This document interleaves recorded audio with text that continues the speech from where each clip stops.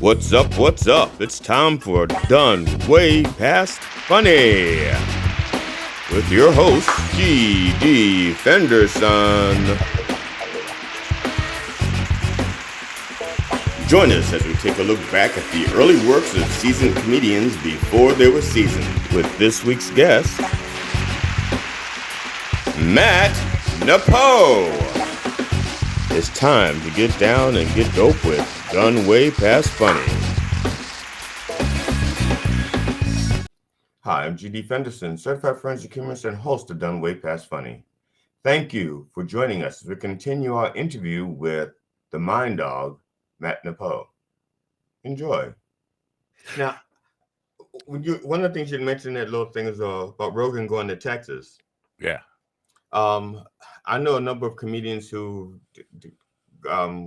do some work out of Texas, and one of the things I was talking about was how there's like this wave of this bumper crop of Roganites, comedians who want to be like Rogan, and they're like starting out in Texas. It's almost like I'm trying to think, like not a training camp.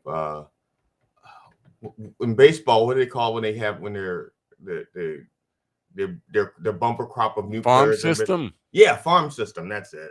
They have Rogan has like a little farm system out in Texas of these guys who want to be just like him. I don't know that's true. I think people are following out there hoping to cash in on whatever's going on in and around Austin, and that Rogan has a comedy club that has a lot of opportunity to rub shoulders with some of the top names. No comedian I know wants to be like Joe Rogan because he's not a very good comedian. He never was. Right. If it wasn't for the fact that Mitzi Shore like short guys with little dicks, Joe Rogan would not have a career. He wouldn't be nobody. But Mitzi took a liking to him. That got him on television, and then people just recognize his name from television. He's never been a funny comedian, and everybody I talk to, even though he sells out stadiums and people do laugh because they paid money to laugh, and God damn it, I am not going to leave here not believing that I had that he was funny because I paid $200 for his fucking seats. But he's not funny, and every comedian who knows him, if they're being honest, will tell you that. If you watch one of his specials, you won't laugh. I promise you. If you get one laugh at an hour, you're being kind. It's because I've never found him funny. Nobody has. But the thing is, I do know a number of comedians who will like swear by him. They'll because of his podcast.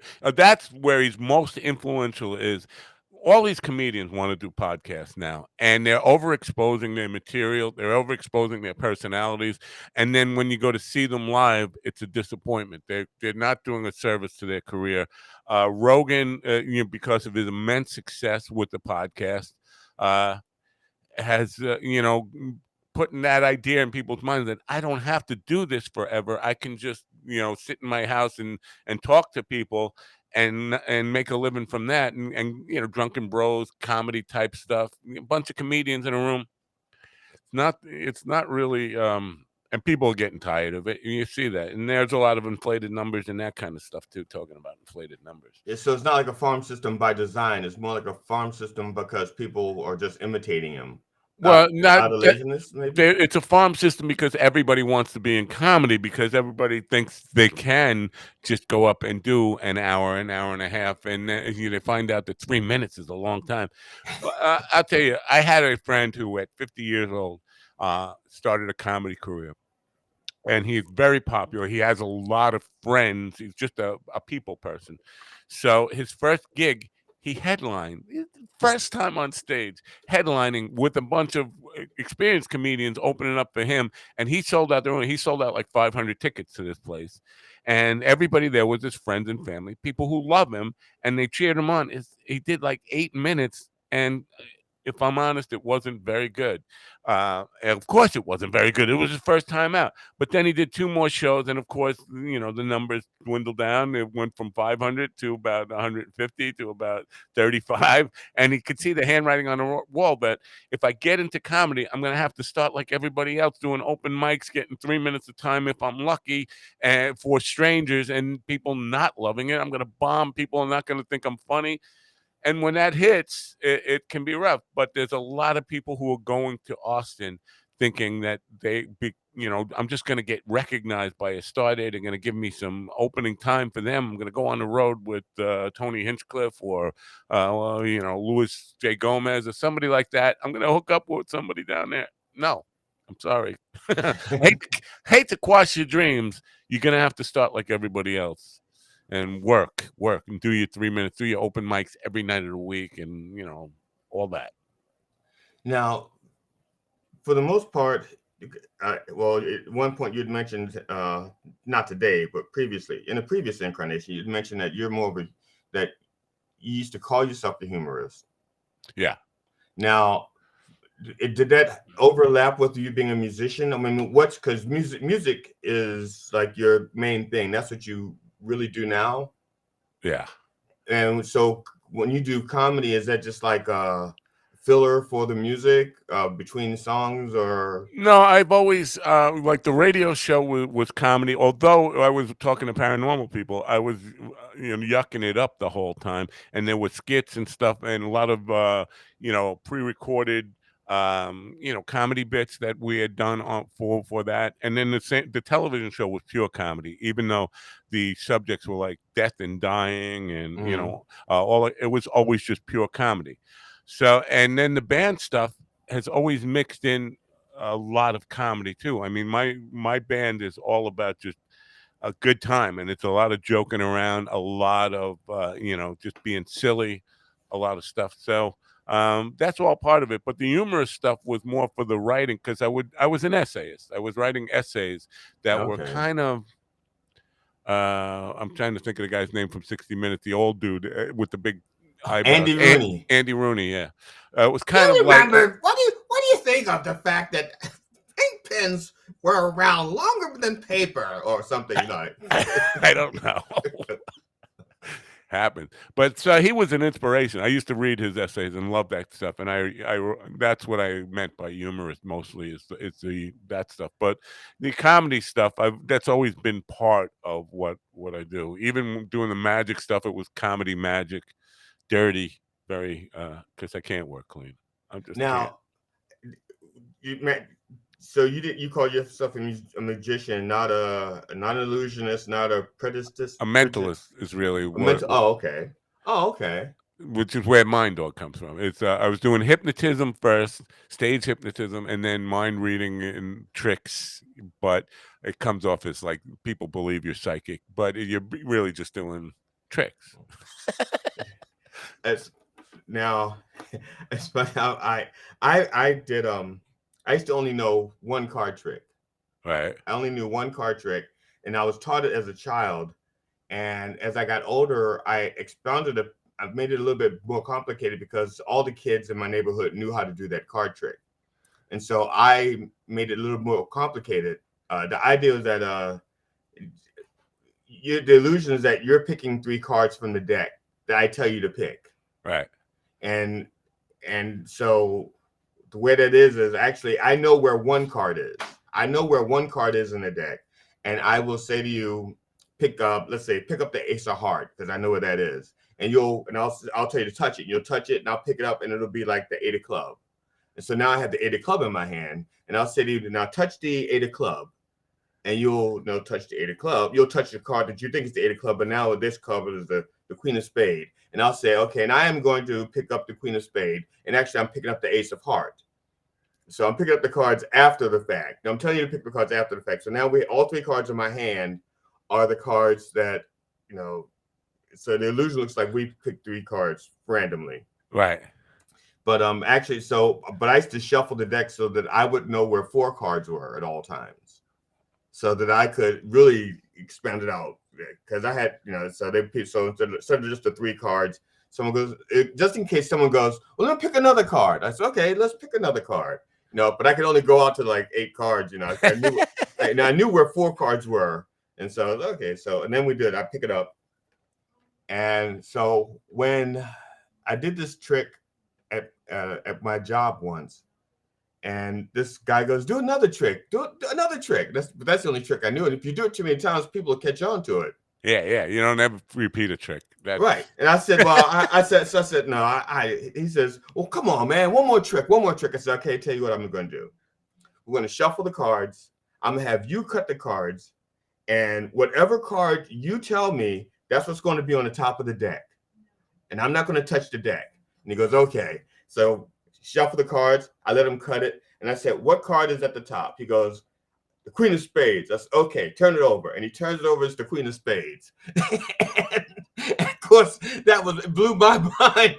Wow. Because that was not the trick. I was really preparing an alibi because that wasn't really a card trick. I just did it to shut him up. Right. And so it really was the Queen. So it was the Queen he goes, Queen of Spades. And it was the Queen of Spades. And the then you walk off. Thank you very much, ladies and gentlemen. That's it. And he goes, do it again, do it again. I said, no, I've wasted enough time. I got to go back to work. Perfect. So, but have you ever been talking to one of your, doing an interview, and even if it's one of one that you're skeptical about, by the time you're done with the interview, you're like, your mind is a little bit blown, even if it's a subject that you're skeptical about? No. No. Okay, well, let me scratch off these follow-up questions. No. No, I mean, really, because I am open-minded and I do mind blown. It takes a lot to blow my mind. Listen, I have my own stories that would blow their minds. So it's not that I don't believe that there's shit out there that is just unexplainable and like, holy, because I used to start almost every psychic or intuitive with the question, do you believe in coincidence? Because at some point your mind gets so blown, like that can't be a coincidence. I had 2 people named Lee Chambers book the same date for on my booking calendar. Yeah, pick a date to be on the show. I had the afternoon show at that time and the evening show. And Lee Chambers sent in a form for a booking for the afternoon show, and then Lee Chambers sent in one for the 8 p.m. show. And I was like, didn't you just do this? And then I had to look a little deeper and realize they were 2 different Lee Chambers. One was an author and one was a filmmaker. I was like, what are the odds of that? That can't be just coincidence. I mean, so things like, but that's not like a mind-blowing thing, but I mean, just pointing out coincidence. You can believe that's coincidence, or you can believe, there's something weird going on here. I had shows about the same people who wanted to talk about the same subject matter book every day for Monday through Friday. Mm-hmm. Not, they came to me. These are authors who wrote about the same subject, booking Monday, booking Tuesday, booking Wednesday. None of them knew each other, and none of them, it wasn't planned. But this week is now that subject, and I'm like, I can't believe that's just coincidence. Some shit going on there that. Funky shit in the universe. That's stuff like that can be written off as coincidence, but when it happens to you as frequently as it happened to me, I leave my mind open to lots of things.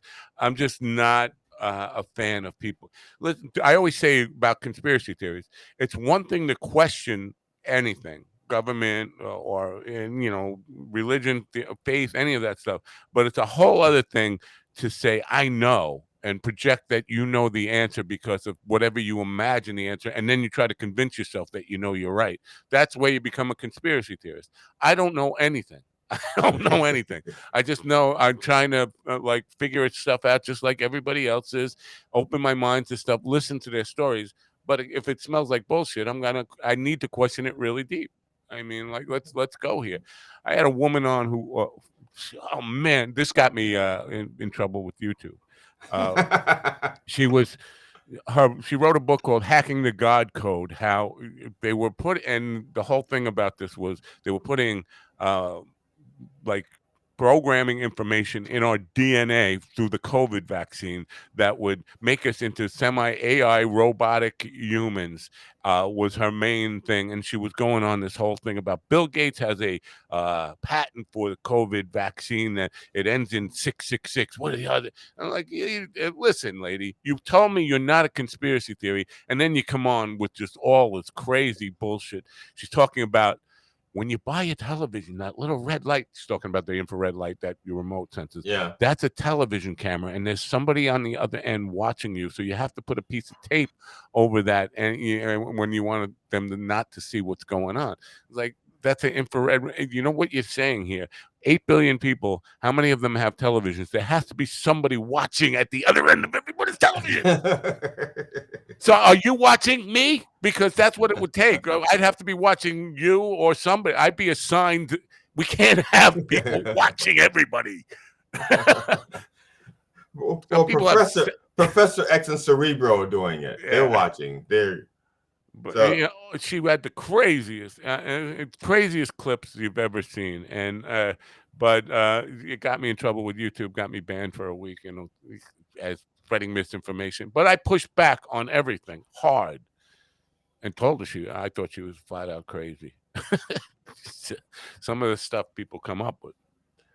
now at one point you had mentioned that you had your start in forensics, I think is what you said. I have what?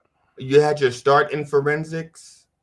How did when you found out that I was a certified forensic humorist, and I think you said that you had you have some forensic influence or you have some start in forensics. I was just wondering how the word in forensics what was your major in college when you went to college? Communications. Not forensic. I was in pathology. Uh, Okay.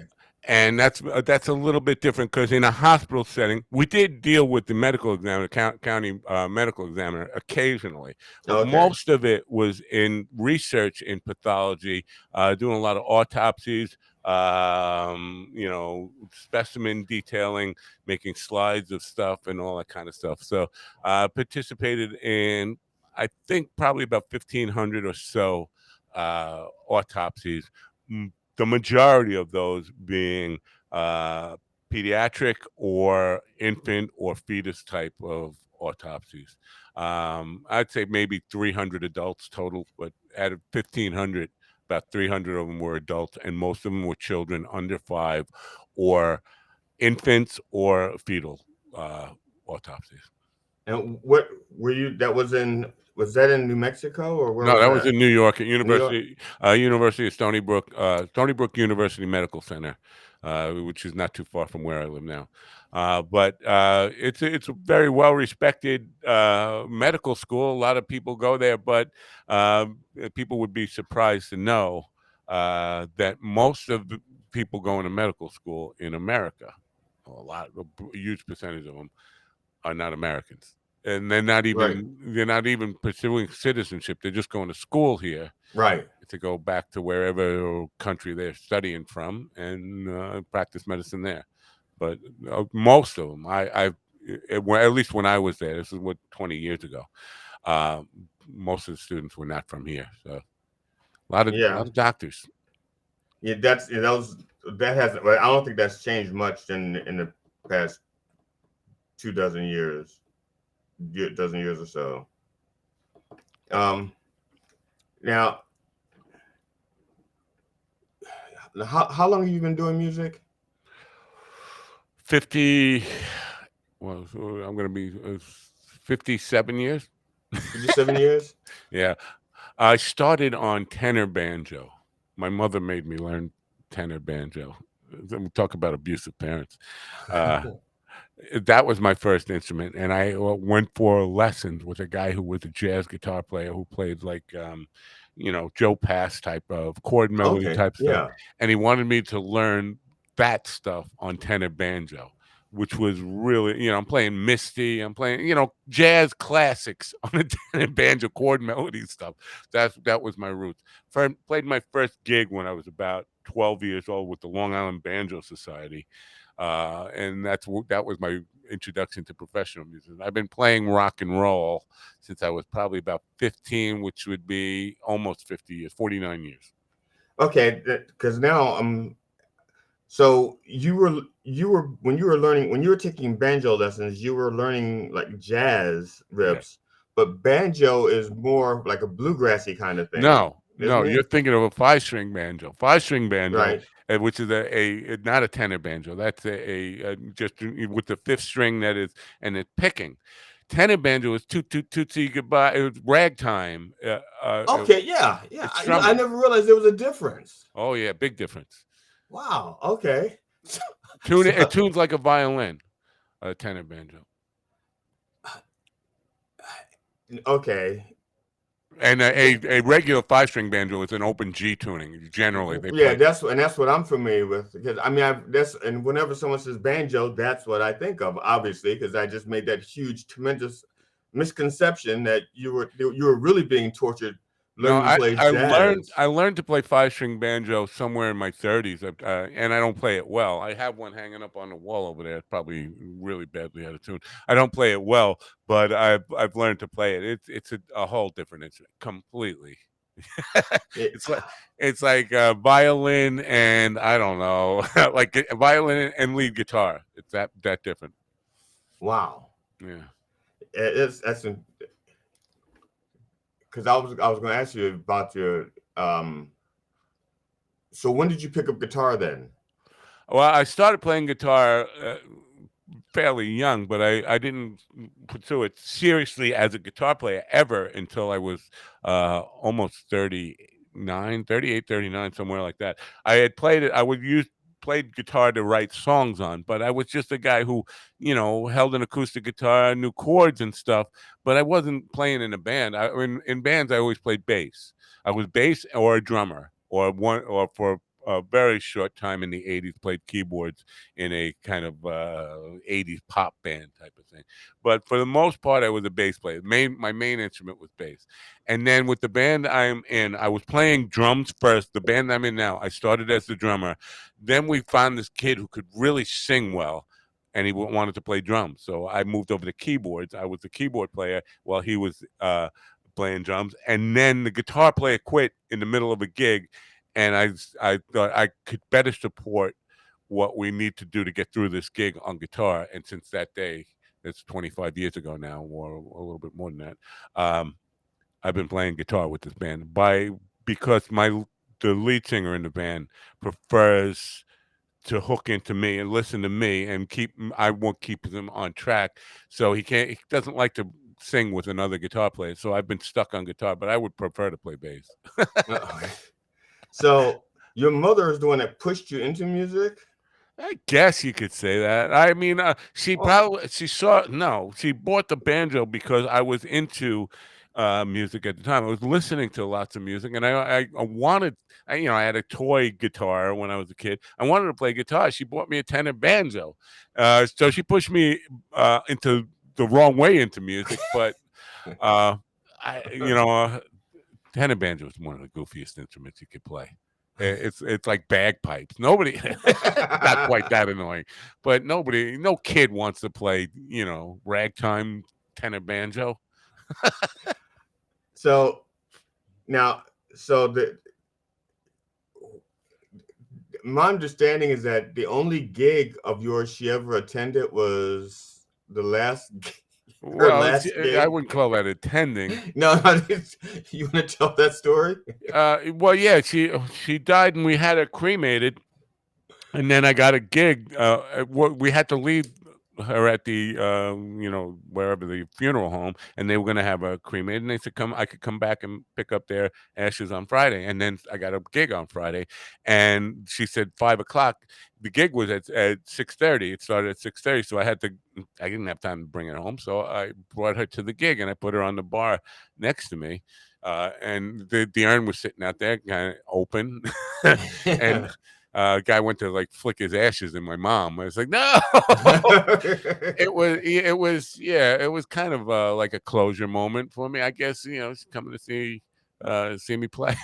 One last- I So don't know. did but so Did it bother you that she never came to see you play, or? No, no, it didn't. Um, I don't like playing for friends and family. I like playing for strangers. Okay. I'm much, and maybe it's a weird character flaw that I have. I'm really shy and defensive and insecure around people who know me really well. I prefer talking to strangers. Matter of fact, the book I've been writing, rewriting, and writing, and about to publish soon is called "Talking to Strangers," and it's just about.